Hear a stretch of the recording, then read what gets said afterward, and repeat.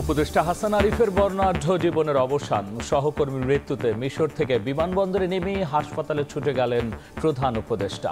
পরিবারকে জানালেন সমবেদনা। মাননীয় প্রধান উপদেষ্টা ওনার বিদেহী আত্মার মাগফিরাত চেয়েছেন এবং ওনার ফ্যামিলির সাথে কথা বলেছেন। উনি উপদেষ্টা পরিষদের সদস্য হিসাবে আমাদের সবচেয়ে অ্যাক্টিভ, সবচেয়ে উদ্যোগী উপদেষ্টাদের একজন ছিলেন। ধানমন্ডিতে প্রথম জানাজায় অংশ নিলেন ডক্টর ইউনূস। কাল মরদেহ নেওয়া হবে সুপ্রিম কোর্টে। মেয়ে কানাডা থেকে ফেরার পর দাফন। দেশের জন্য অবদান স্মরণ রাজনীতিকদের। গণতন্ত্র উত্তরণের যে পথ, যে কাজ শুরু হয়েছে, এই সময়ে তার খুব বেশি প্রয়োজন ছিল বলে আমরা মনে করি। উপদেষ্টা হিসাবে তিনি এই পদে আসার পরে, দায়িত্বে আসার পরে আমরা একসাথে অনেক সময় বসেছি, কথা বলেছি। তাকে মনে হয়েছে যে একজন খাঁটি দেশপ্রেমিক মানুষ উনি।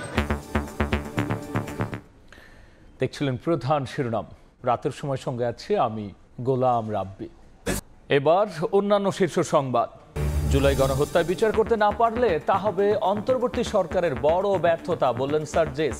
খুলনায় শহীদ পরিবারের মাঝে ফাউন্ডেশনের আর্থিক সহায়তা। এবং শেখ হাসিনা সরকারের শেষ 6 বছরে পাঠ্য বই ছাপাতে 1,500 কোটি টাকা লুটপাট। শ্বেতপত্রে আসেনি দুর্নীতির ছিটে ফোটাও। ব্যস্ততা শেষে তদন্তের আশ্বাস এনসিটিবির।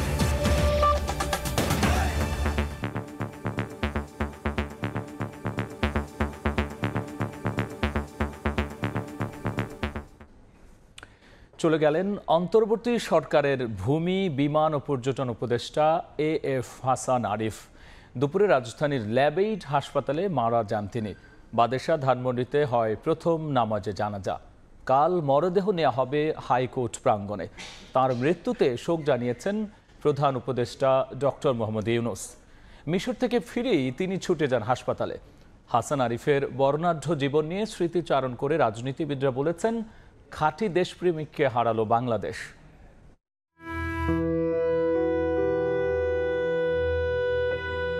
জীবনের মায়া ত্যাগ করে চলে গেলেন সুপ্রিম কোর্টের সিনিয়র আইনজীবী, দেশের 11তম অ্যাটর্নি জেনারেল, অন্তর্বর্তী সরকারের উপদেষ্টা AF হাসান আরিফ। ছেলে মোয়াজ আরিফ জানান, শুক্রবার দুপুরে বাসায় হঠাৎ অসুস্থ হয়ে পড়েন তিনি। ধানমন্ডির ল্যাবেড হাসপাতালে নেওয়া হলে তাকে মৃত ঘোষণা করেন চিকিৎসকরা।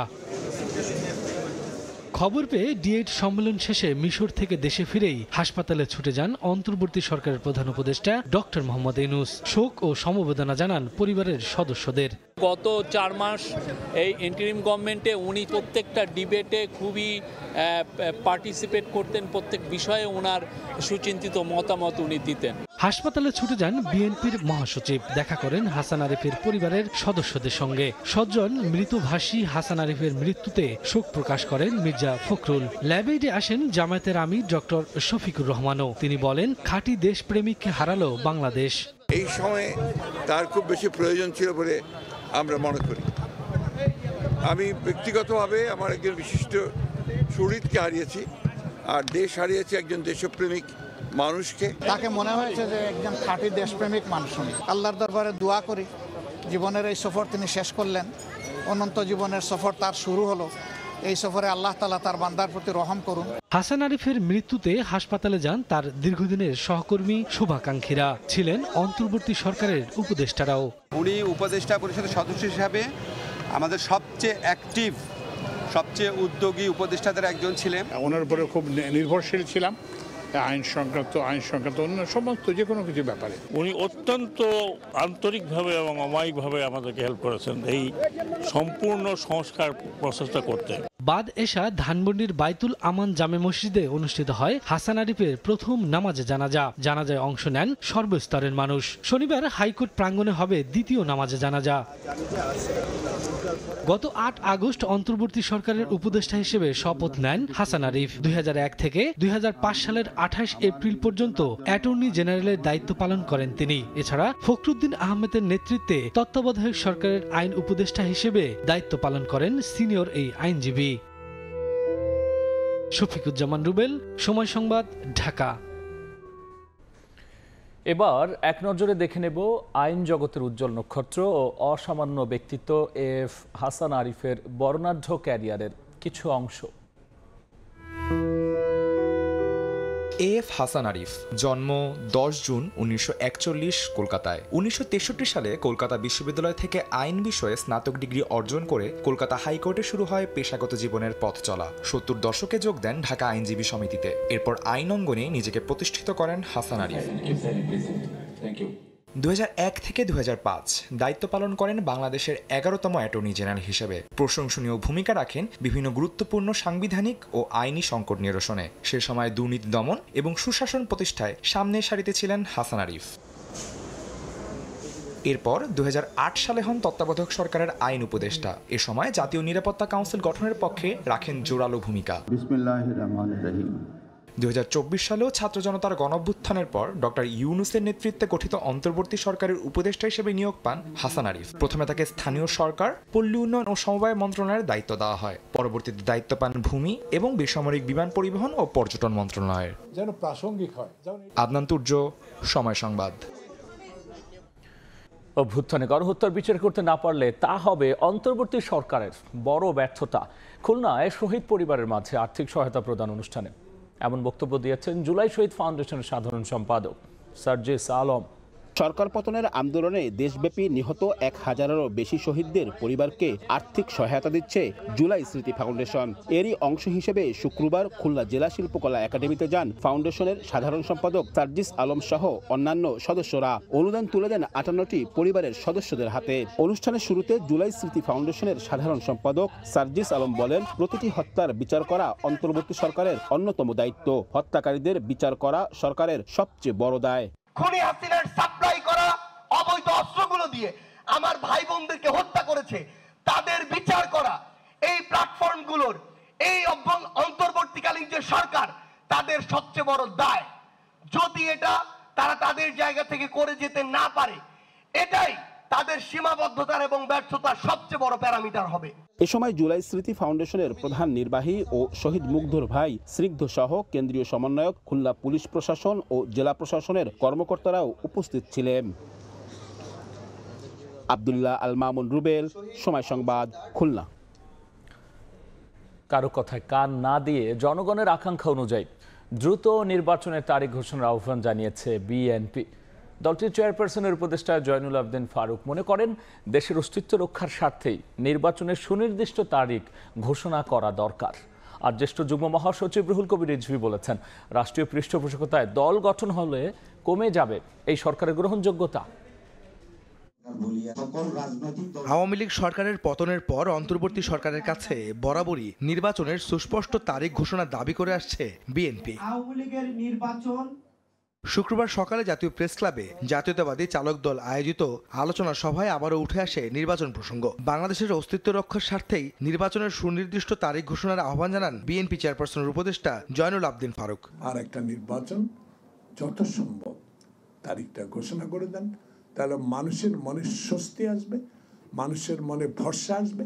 একই দিন জিগাতলায় নিত্য প্রয়োজনীয় পণ্য বিক্রির জন্য কৃষক বাজারের উদ্বোধনী অনুষ্ঠানে অংশ নিয়ে বিএনপির আরেক নেতা আব্দুল সালাম বলেন, আওয়ামী লীগ আমলে বিএনপির নেতাকর্মীরা অত্যাচার নিপীড়নের শিকার হলেও তারা ধৈর্যের পরিচয় দিয়েছেন। কোথাও কোনো চাঁদাবাজি হবে না।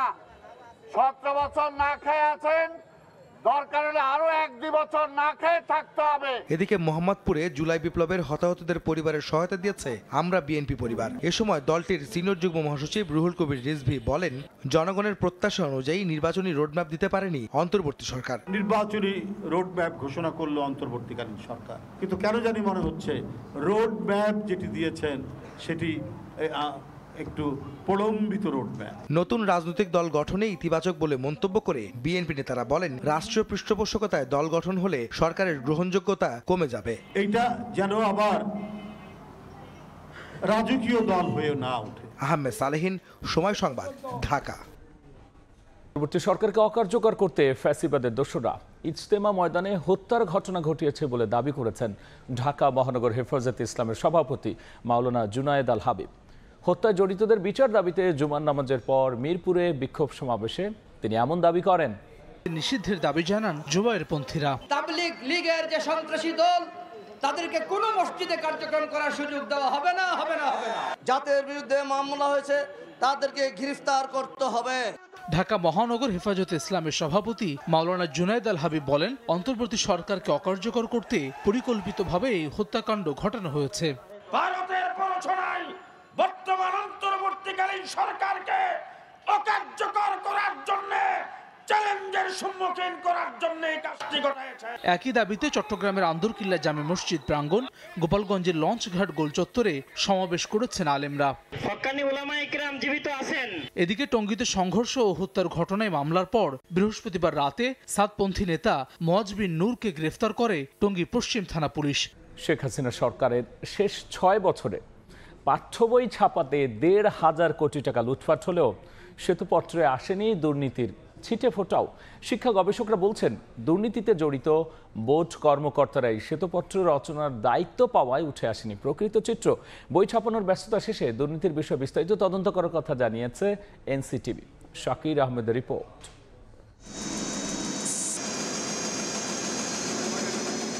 2010 সাল থেকে প্রাথমিকের পাশাপাশি মাধ্যমিক পর্যায়ের শিক্ষার্থীরাও বিনামূল্যের পাঠ্য বই পাচ্ছে।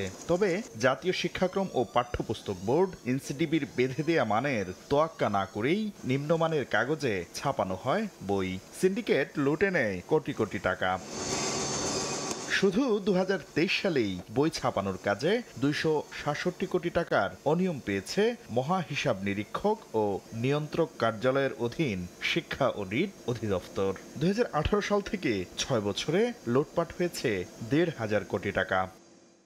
সম্প্রতি প্রকাশিত শ্বেতপত্রে রহস্যজনকভাবে বই ছাপানোর কাজের এই অনিয়মের কোনো তথ্য নেই। টাকার অঙ্ক তো দূরের কথা, এড়িয়ে যাওয়া হয়েছে বই ছাপানোর দুর্নীতির খাতগুলোও। বিশেষজ্ঞরা বলছেন, দুর্নীতিতে জড়িত বোর্ড কর্তারাই শ্বেতপত্র রচনার দায়িত্ব পাওয়ায় আড়ালেই থেকে গেছে হরিলুটের চিত্র।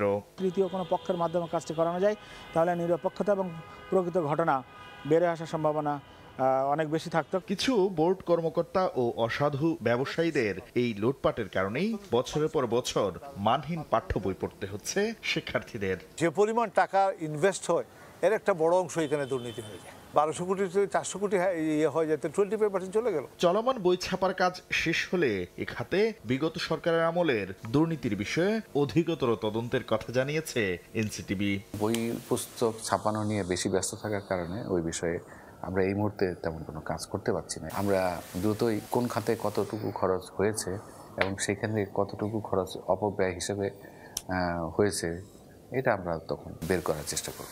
আর বোর্ডের কোনো কর্মকর্তা দুর্নীতিতে জড়িত হলে ছাড় পাবে না বলেও হুঁশিয়ারি দেন চেয়ারম্যান। শাকির আহমেদ, সময় সংবাদ, ঢাকা। বাণিজ্যের খবর।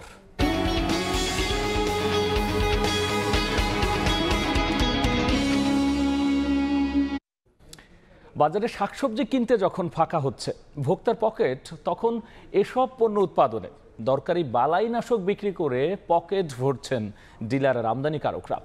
আমদানি মূল্যের চেয়ে 3 থেকে 5 গুণ বেশি দামে কৃষকের কাছে বিক্রি হচ্ছে এসব কীটনাশক, যা বাড়িয়ে দিচ্ছে পণ্য মূল্য। ধামরাই মানিকগঞ্জ ঘুরে রিপোর্ট করেছেন ফরহাদুর রহমান। নিত্যপণ্যের বাজারে ভোক্তার এমন নাজেহাল দশার দায়কার? মধ্যস্বত্বভোগী ছাড়া আর কি বাড়িয়ে দিচ্ছে পণ্যমূল্য? এই প্রশ্নের উত্তর খুঁজতে কৃষকের কাছে সময় সংবাদ।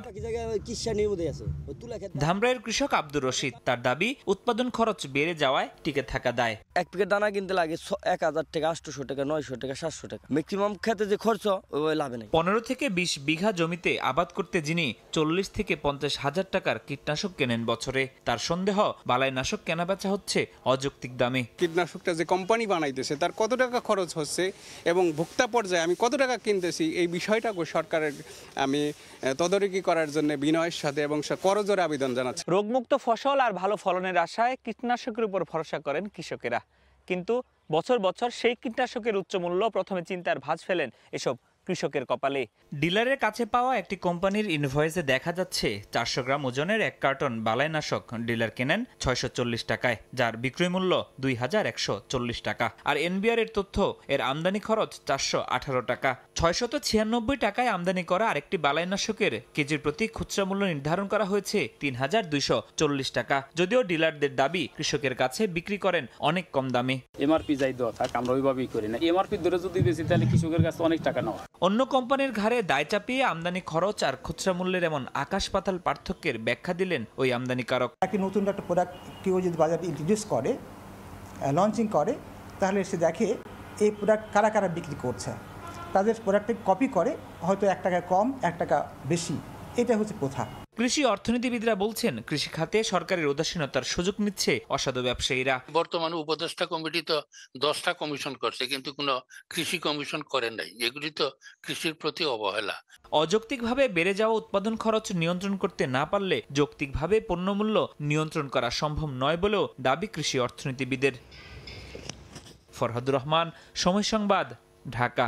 সংখ্যালঘু নির্যাতনে দলের কেউ জড়িত না থাকলেও জামায়াত ইসলামীকে জড়িয়ে অপপ্রচার করা হয় বলে মন্তব্য করেছেন দলটির আমির ডাক্তার শফিকুর রহমান।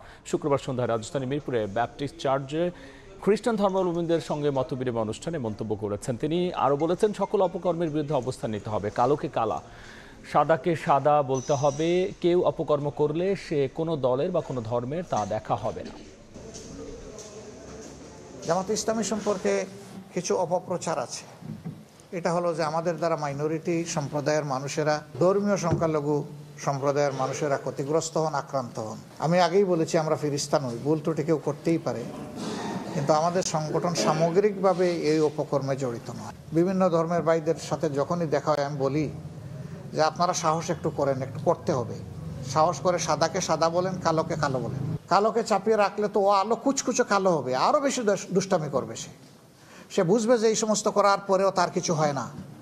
আর যখন ব্লেম গেম খেলা হয়, আমাদের উপরে যখন ফেলে দেওয়া হয়, তখন ওরা হাসে দূর থেকে, যারা এগুলা করেছে, পারপিট্রেটর যারা। এ পর্যায়ে শীর্ষ সংবাদ জানিয়ে দিচ্ছি আরও একবার। উপদেষ্টা হাসান আরিফের জীবনাবসান। মিশর থেকে ফিরেই হাসপাতালে ছুটে গেলেন প্রধান উপদেষ্টা। ধানমন্ডিতে অংশ নিলেন জানাজায়। মেয়ে কানাডা থেকে ফেরার পর দাফন। এই ছিল রাতের সময়। সঙ্গেই থাকুন সময়।